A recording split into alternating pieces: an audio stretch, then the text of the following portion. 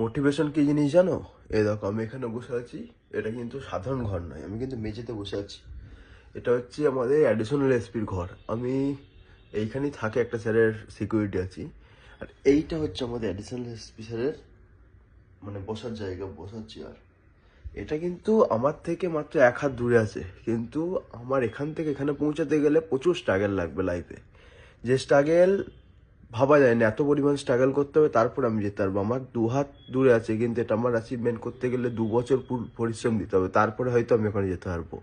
তাহলে আমি আজ মেজে বসে এই দেখো বই নিয়ে বসে চেষ্টা করছি, বই নিয়ে বসে পড়াশোনার চেষ্টা করছি যাতে আমি ওই চেয়ারটা অব্দি যেতে পারি।